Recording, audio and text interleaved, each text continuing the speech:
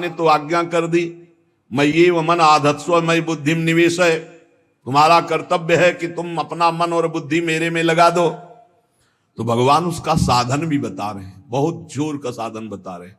मन बुद्धि भगवान में कैसे अर्पित हो, तो श्री भगवान कह रहे मच्चित्ता मदगत प्राणा बोधयन्तः परस्परम कथयन्तश्च माम नित्यम तुष्यन्ति च रमन्ति च तेषां सतत युक्तानां भजतां प्रीति पूर्वकं ददामि बुद्धि योगम तम ये न मामुपयांति ते तेषामेवानुकंपार्थ। साथ में ये भी है तेषामेवानुकंपार्थ महमज्ञानजं तमः नाशयाम्यात्म भावस्थो ज्ञान दीपेन भास्वता। तेषामेवानुकंपार्थ, मेरी कृपा से हमें क्या करना है, हमें भगवान में चित्त को जोड़ना है, ये हमारा कर्तव्य है। अंतःकरण एक ही है, उसको लक्षणों के कारण चार कहा गया है, अंतःकरण चतुष्टय, एक ही को चार रूप में कहा। जो निश्चय करने के कारण उसे बुद्धि कहा गया, मनन करने के कारण मन कहा गया, चिंतन करने के कारण चित्त कहा गया, और स्वीकृति क्रियाओं की भोक्तापन भाव की तो उसे अहंकार कहा गया। तो यहां मत चित्ता, भगवत चिंतन निरंतर होता रहे। सबसे बड़ी साधना अनन्य चेता सततम, अनन्य चिंतन, अनन्य चिंतयन्तो माम। ये बात पकड़ो। जो साधक ये बात नहीं पकड़ते वो उन्नति को प्राप्त नहीं होते। नियमावली की हो बस फिर मनमानी आचरण शुरू। हमारा नियम तो हो गया ना, गुरुदेव ने कहा हो गया, वो क्या नहीं, ये तो प्रारंभिक लगाने के लिए कहा गया है। साधना का स्वरूप है अनन्य चिंतन, अखंड तैल धारावत निरंतर भजन, सातु दीर्घ काल निरंतर सत्कार सेवितो दृढ़ भूमि। जो बहुत काल तक आदर सहित निरंतर नाम जप करता है, भगवत चिंतन करता है, वो सिद्ध हो जाता है, दृढ़ भूमि। अब उसका स्वतः भजन होने लगता है। भगवान कह रहे मत चित्ता, मेरे में चित्त। और चित्त का क्या स्वभाव है, जहां हम स्वीकृति करते हैं उसी का चिंतन करता है। जैसे हमने स्वीकृति कर लिया कि मैं पुरुष हूं, अब स्वाभाविक चिंतन बन रहा है, मुझे देखना है, मुझे खाना है, मुझे भोगना है, मुझे करना है, मैं। अब वो अहम सहित पूरी चिंतन वृत्ति इसी में लगी रहती। बोले भजन नहीं होता, क्यों? क्योंकि स्वीकृति गलत है। अभी स्वीकृति हो गई मैं प्रियाजू का, अब स्वीकृति में बार बार आने लगा हमारी श्यामाजू, हमारी लाडली जो, हमारी प्रियाजू, उनके सिवा कोई हमारा चिंतन बदलने लगा। कैसे हमारा चिंतन बदले? भगवान ने अगला शब्द का मदगत प्राणा, प्राण जिसके मेरे में समर्पित है। प्राण समर्पित का मतलब है प्राण वायु को लेकर प्रधान है। भोजन न मिले, जल न मिले तो भी हम जीवित रह सकते हैं काफी समय तक, क्योंकि प्राण वायु, प्राण बलवान पुष्ट होते हैं अन्न और जल से, लेकिन प्राणों की सत्ता वायु से है। ये जो श्वास प्रश्वास है, भोजन हमें 4-6 दिन न मिले तो आराम से दिनचर्या चल सकती है, पानी 8-10 दिन न मिले तो भी दिनचर्या चल सकती है, ऐसा नहीं कि मर जाएंगे। लेकिन 2 मिनट वायु ना मिले तो मर जाएंगे, 2 मिनट वायु ना मिले तो प्राण नष्ट हो। प्राण का सीधा संबंध वायु श्वासों से है, और प्रभु को प्राण समर्पित करने का मतलब हर श्वास नाम जप करना। मदगत प्राणा, हम पानी भी पिएंगे, भोजन भी पाएंगे तो प्रभु को समर्पित करके और हर श्वास नाम जप करेंगे तो ये मदगत प्राणा होगा। मच्चित्ता, निरंतर चिंतन करने के लिए हमें प्राणों को समर्पित करना होगा। हमारे प्राण समर्पित हैं, हम प्रसाद के द्वारा प्राणों का पोषण करेंगे और हर श्वास प्रश्वास में नाम जप। श्वास ऊपर गई तो नाम जप, श्वास नीचे गई तो नाम जप। बोधयंता परस्परम, यदि हम किसी से बात करेंगे तो अपने प्रभु की चर्चा करेंगे, उसी प्रभु की चर्चा का कथन, कथयंतश्च माम नित्यम, केवल भगवत चर्चा करेंगे, केवल। कभी कभी ये लोक कल्याण की भावना भी प्रपंच में उतार देती है। निवेदन है कि यहां कोई लोक वार्ता का प्रश्न लेकर के नावे, एक जगह तो बख्श दो जहां केवल भगवान के संबंध की चर्चा होने दो। श्रीधाम वृंदावन में आप आए हो तो प्रिया प्रीतम की चर्चा का प्रश्न करो, प्रिया प्रीतम की चर्चा सुनो, निहाल हो जाओगे। तुष्यंत च रमंत च, उसी में आनंद और संतोष होता है। भगवत चर्चा हुई और उसी में रमण करे। एक जगह तो रखो जहां तुम केवल प्रभु की चर्चा सुन सकते हो, प्रभु की चर्चा कर सकते हो। प्रपंच का तो बहुत विस्तार है। कथयंत च माम, माम भगवान कह रहे हैं, कथयंत च माम नित्यम तुष्यंत च रमंत च। चलते हैं हम भगवत मार्ग में, फैल जाते हैं फिर दुविधा युक्त संसार प्रपंच में। केवल भगवत चर्चा, कथयंत च माम, भगवान केवलम, केवल माम, मेरा। प्रियालाल किसी और कोई चर्चा, बार बार बोर्ड लगवा देते हैं, श्यामा श्याम की चर्चा के सिवा यहां कोई चर्चा न की जाए। आपको अगर आशा है कि यहां से कोई काम बनते हैं तो हम पहले आपको बता देते हैं हम असमर्थ हैं, हमारे में कोई सामर्थ्य नहीं है, हम केवल प्रभु की चर्चा करते हैं, प्रभु का नाम जपते हैं, प्रभु के लिए जीवन है, बस इतनी बात है। जो प्रभु में डूबना चाहता है वो आए, स्वागत है। इसके अलावा ना कोई आशीर्वाद, ना कोई तंत्र मंत्र, ना कोई जंतुर, ना किसी भी तरह की कोई ढांढस वृत्ति बना सकते हैं कि जाओ तुम्हारा ये ठीक हो जाए, तुक्का लग जाए, ठीक हो जाए, तुम्हारे भाग्य की बात है। यहां से कोई चमत्कार नहीं है। यहां एक ही चमत्कार है, मलिन मन को श्री भगवान में लगा देना, जीवन को जीवन मुक्त अवस्था में पहुंचा देना। निर्विकारता की स्थिति प्राप्त करने के लिए साधु समागम है। भगवान का आदेश है, यदि मुझे अनुभव करना चाहते हो, इसी जन्म में परमानंद की प्राप्ति करना चाहते हो, तो मय्ये वो मन आदत्स्वम मयि बुद्धिम निवेश है। कैसे करोगे? तो भगवान कह रहे मत चित्ता, मेरे में चित्त लगाओ। चित्त कैसे लगेगा? चूंकि हम प्राणों से बहुत प्यार करते हैं, देह प्राण ते प्रिय कचुनाई, इसीलिए भगवान को कहना पड़ा प्राण मेरे को समर्पित करो। कैसे समर्पित करें? जो खाओ पियो भगवान को भोग लगा के, और रात दिन नाम जप में, हर श्वास में भगवत चिंतन। अगर वार्ता करनी तो बोधयंता परस्परम कथयंतश्च माम नित्यम, केवल मेरी चर्चा। बड़ा दुर्लभ हो रहा है, भगवत चर्चा होना बड़ा दुर्लभ हो रहा है। भैया ये सब सुनहु भरत भावी प्रबल, बिलख कहो मुनिनाथ, हानि लाभ जीवन मरण जस अपजस विधिहात। जब कर्मों का फल भोगने का आया तो महात्मा जी, और जब पाप कर्म करने जा रहे थे तो पूछ लेते हमसे कि हम पाप कर्म करने जा रहे हैं, आपकी अनुमति है क्या?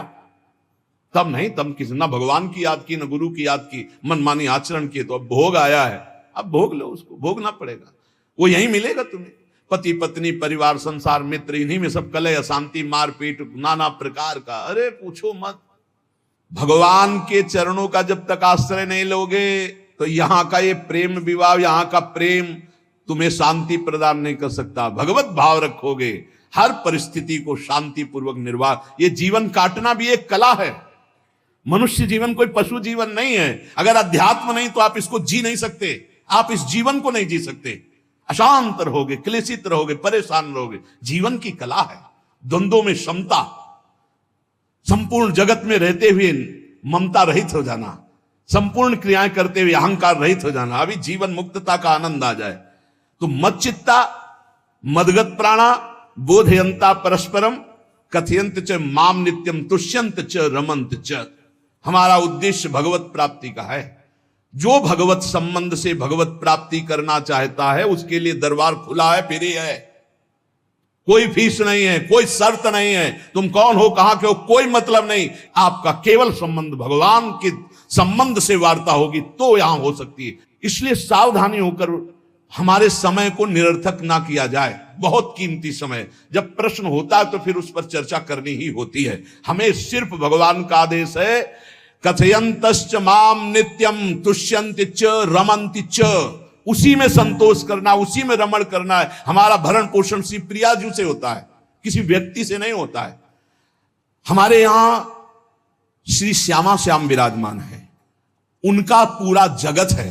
तुम्हारी बुद्धि में मेड़ है, भेदभाव है, उनके लिए भेदभाव नहीं। सब मम प्रिय, सब मम उपजाए, तो हम अपने स्वामी के अनुसार चलेंगे। सब मेरे प्राणनाथ श्यामा श्याम के जन है, कोई भी हो, इतना ना छोटा ना इतना बड़ा, ना इतना प्रिय ना इतना अप्रिय, सब बराबर है। एक तरफ चाहे गुणात्मा, गुण से युक्त महात्मा, और एक चाहे दुरात्मा, दुर्गुणों से युक्त, दोनों को ऐसे दुलार करके श्री जी की तरफ बढ़ाने वाला मार्ग ये मार्ग यहाँ का है। कथयंत माम नित्यम तुष्यंत च रमंत च तेषाम सतत युक्ता नाम भजताम प्रीति पूर्वकम। जो सतत प्रेम पूर्वक मेरा भजन करता है, भगवान करे ददामि बुद्धि योगम तम, उसकी बुद्धि का योग मैं करा देता हूं। ये खास बात हुई, लगाने की चेष्टा हमने की मन बुद्धि को, और भगवान आकर मन बुद्धि में विराजमान हो गए। तेषामेवानुकंपार्थ महमज्ञानजम तमहा नासयात्म्यात्म भावस्थो ज्ञान दीपेन भास्वता। भगवान कृपा करके उसके हृदय में ज्ञान प्रकाशित कर दिया। जब कोई सतत भजन करता है, प्राण प्रभु को समर्पित कर देता है, चित्त प्रभु में लगाए हुए प्रभु की चर्चा, भगवान उसके अंदर ज्ञान प्रकाशित कर देते, तो वो अनात्म भाव जो देह भाव था उसका नाश हुआ और वो भगवत भाव में स्थित हो जाता है। भगवान कह रहे हैं मत चित्तः सर्व दुर्गाणी मत प्रसादात तरिष्यसि। जब कोई मेरे में चित्त लगाता है तो मेरी कृपा से सारे दुर्गुणों का नाश हो जाता है। महात्मा तो भगवान बनाते हैं। करो सत्य ते साधु समाना, मैं उसे साधु बनाऊं। हमारा कर्तव्य, हमारा चित्त प्रभु में लग जाए। मेरा चिंतन करो, भगवान का आदेश है। बस खास बात है चिंतन। हमारी प्रारंभ से विशेष श्रद्धा इसी बात में रही गुरु शब्द पे कि रात दिन कोई भी चेतना युक्त क्षण ऐसा ना जाए जिसमें भगवत विमुखता हो। बस इसी बात की साधना जीवन भर रही। प्रारंभ में गुरुदेव ने कह दिया जब तक चेतना है तुम्हारे में, तो तुम्हारा जागृत अवस्था का चेतना युक्त एक भी क्षण व्यर्थ नहीं जाना चाहे। तो गुरु कृपा से यही प्रयास रहा है कि हमारा एक भी मिनट भगवान से विमुख न जाए। पूर्व में ऐसी स्वभाव वृत्ति बनाई थी कि लोगों को ये शंका होती थी कि ये बोल पाते हैं कि नहीं बोल पाते हैं, अर्थात इनके वाणी है कि नहीं है। मूक, मौन, जटाओं का बोझा, एक वस्त्र, बस शांत। बुलाया गया, घंटा बजा तो पहुंच गए, प्रसाद ली, उसमें एकांत, हर समय मंत्राग। कथा में बैठे हैं, अनुकूल वचन आया तो सुन लिया, नहीं पूरा का पूरा सत्संग ऐसे ही चला गया। हमारा मंत्र चल रहा है, एक क्षण भी मंत्र से बिलग नहीं। हमारा कर्तव्य है केवल चिंतन। चिंतन करोगे तो अभी मुक्त हो, अभी परिणाम में नहीं। अभी हम राधा बोल रहे हैं, अभी प्राण निकले, अभी श्री जी के पास पहुंच जाएंगे। भगवान की कृपा का बल और साधन का तुम्हारा पूरा प्रयास, प्रयत्न। ध्यान रखो, दो से सिद्धि प्राप्त होती है। भगवान की कृपा का बल और आपकी पूरी साधना का प्रयास, प्रयत्न, कायरता नहीं। भगवान की कृपा का बल और तुम्हारा पूरा प्रयास, पूरा प्रयत्न। देखो, भगवान की दर्शन वृत्ति हृदय में जागृत हुई ध्रुव जी के पद को लेकर, कामना को लेकर। मैं भगवान का साक्षात्कार करूंगा, उनसे वरदान मांगूंगा कि मुझे सबसे श्रेष्ठ पदवी की प्राप्ति हो। चले, भगवान नारद जी मिले। पहला प्रलोभन, चलो अभी तुम्हें इस सम्राट पद पर नकार दिया। फिर भय, सांप हैं, बीछी हैं, जंगल के बड़े, और फिर यक्ष राक्षस, न जाने कौन कौन है। तुम अभी बालक हो, तुम्हें खा जाएंगे, तुम क्या तपस्या करोगे, क्या भजन। नहीं, इससे भी नहीं टिके। कुछ भी हो, कदम वापस नहीं जाएंगे, अब तो हरि की प्राप्ति। तो गुरु मंत्र दे दिया। 6 महीने बहुत ही देह भाव रहित होकर उच्च कोटि की साधना की। बालक होने पर यही मथुरा में, मधुपुरी में देह भाव रहित होकर के, क्योंकि जंगल में ऐसे ऐसे मच्छर बड़े बड़े ना, एक मच्छर मारे तो पूरा होश खराब हो जाए, पूरी चेतना जागृत। तो उस 5 वर्ष के राजकुमार के शरीर में कितने मच्छर चिपके रहे होंगे, क्या क्या भयावह। हमने तो सेनपुर में देखा, आसन लगाए बैठे, काला नाग सांप ऐसे फुसकार रहा है। पूरा दृढ़ निश्चय है कि अगर ये काटने का समय है तो काट लेगा, नहीं काटना तो बिल्कुल नहीं काटेगा, बैठे रहो। वैसे पास से निकल गए, छाती से भी निकल गए हैं। निश्चय है कि अगर काटना काट। सैकड़ों बिच्छू, कभी ऐसे डंक नहीं मारा। और अगर काटना हो, मारना हो ना, तो बढ़िया महल में बैठे हो तो वहां जाके काट लेंगे। ध्रुव जी अपनी निष्ठा से कभी नहीं विचलित हुए। अब जब भगवान सामने आए तो आखिरकार 5 वर्ष के बालक घबरा गए। भगवान का तेज, भगवान का रूप, भगवान की महिमा। भगवान मुस्कुराए, कृपा दृष्टि से देखे, बल मिला, भगवान को देख पा रहे हैं। अब मन में आया कि मैं स्तुति कैसे करूं, क्योंकि कोई ज्ञान तो है नहीं। भजन किया, भगवान की प्राप्ति हो रही, लेकिन अब कोई ऐसा ज्ञान तो है नहीं जिससे भगवान का स्तवन करे। भगवान की तरफ देख करके कुछ कहना चाहते हैं, पर क्या भगवान को कहें ये ज्ञान नहीं। तो भगवान ने अपने ज्ञान स्वरूप शंख का ध्रुव जी के कपोल पे स्पर्श करा दिया। जो भगवान कह रहे ज्ञान तो मेरी कृपा से होता है। अभी पीछे श्लोक में भगवान ने कहा तेसा मेवानुकंपार्थ महमक ज्ञानजम तमहा नाशयाम्यात्म भावस्थो, अनात्म भाव का ये जो आत्मस्वरूप अनात्म देह में भाव आ गया है, इसके नाश का जो ज्ञान होता है ये भगवान की कृपा से होता है। जे भी संग छुआया दिव्य ज्ञान और भगवान की दिव्य स्तुति की। तो ये देखा जाता है कि भगवान की कृपा से ही साधक में दिव्यता आती है, दिव्य ज्ञान आते हैं। पर प्रयत्न अपना होना चाहिए। प्रयत्न था तभी तपस्या में आए, नहीं तो प्रलोभन में फंस जाते या भय में डर जाते। ना प्रलोभन में फंसे चक्रवर्ती सम्राट पद देने पर, और ना भय में फंसे कि सांप बिच्छी और सिंह खा जाएगा, इससे भयभीत नहीं हुए। और प्रयत्न इतनी जोर का किया, आप भागवत में पढ़ लीजिए, देह भाव रहित होकर कितना कठोर तप, 6 महीने में भगवत साक्षात्कार। आत्मबल, भगवत कृपा बल। ये मन है बहुत डराता है, कैसे जिएंगे, बुढ़ापे में कौन सेवा करेगा, क्या दुनिया का प्रपंच खड़ा कर देता है। इसको इसी ज्ञान से काटो, भगवान है ना, भगवान सब करेंगे। भगवान के लिए हमने जीवन दिया है, ये जीवन भगवान के लिए हार। अरे दिव्य हो जाओगे, रिद्धियां सिद्धियां हाथ जोड़े खड़ी रहेंगी। भगवान जानते हो क्या भगवान है। हम एक बार भगवान के नाम पर अपने आप को न्यौछावर तो करके देखें। पर यह अहंकारी जीव मानता नहीं है, ये अहंकार का बल लिए रहता है। आसुरी प्रकृति है ये अहंकार।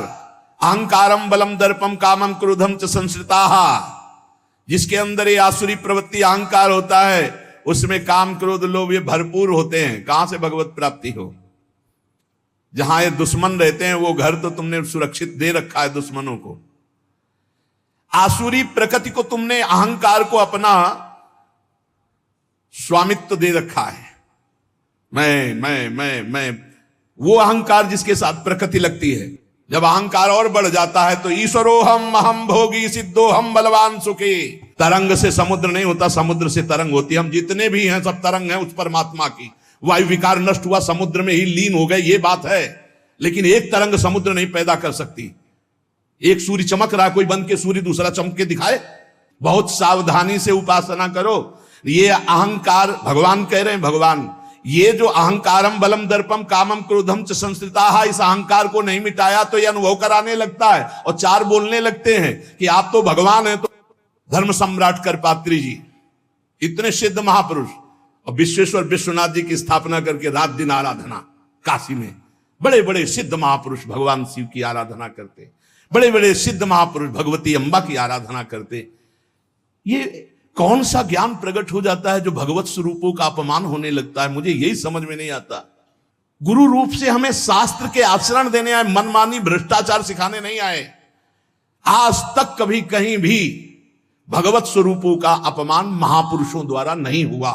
महापुरुष और भगवान में अंतर नहीं, पक्का मुझे विश्वास। हम तो चराचर जगत को भगवत स्वरूप मानते हैं, लेकिन आचरण कराने के लिए आचार्य गुरुदेव जैसे चले हैं वैसे ही चलना होता है। सदैव संतों ने अपने को अधम और तुच्छ और नीच कहा है। हनुमान जी जैसा कोई ज्ञानी महाबली, कोई त्यागी, कोई ब्रह्मचारी बैरागी, हनुमान जी जैसा कोई त्रिभुवन में द्वितीय हुआ हो तो बता दो। अतुलित बलधामम हेम शैलाभदेहम दनुजवन कृशानुम ज्ञानिनाम अग्रगण्यम। अरे जय गिर चरण दे हनुमंता चले उसगा पाताल तुरंता। हजार हजार को पकड़ के कछु मारिस कछु मर्दिस कछु मिले से धरि धूरी। अब विभीषण जी से कैसे परिचय बता रहे हैं।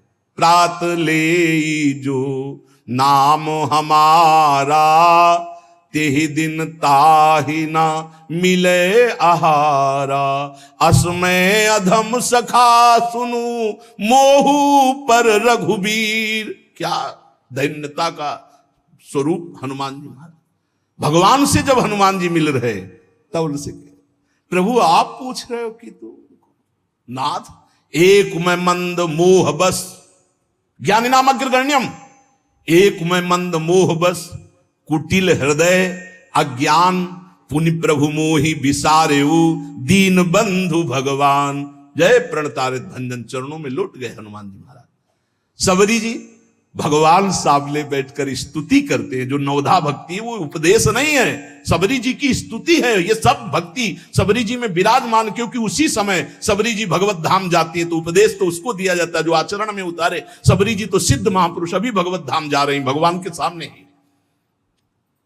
वो क्या कहती, अधम ते अधम अधम अति नारी, तीन मह में मति मंद अघार।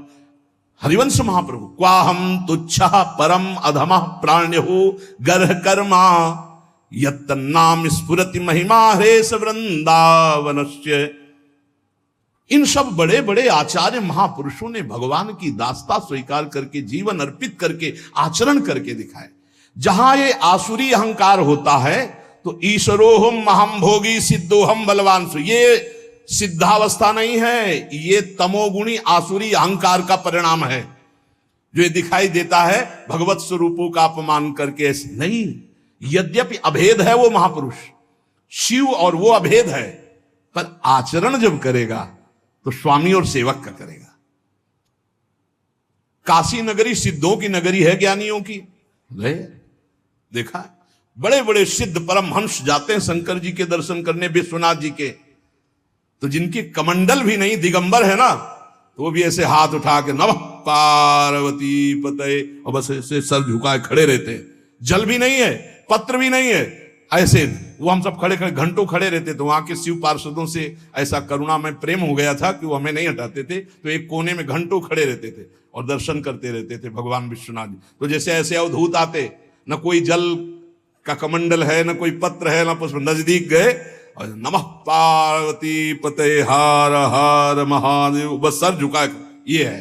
और स्वयं शिव स्वरूप है, इतना अंतर नहीं ब्रह्म बोध में। भक्तों में भी कभी कभी आम प्रकट होता है, वो वाणी से आपको दिखाई देगा, लेकिन वो आसुरी अहंकार नहीं होता है।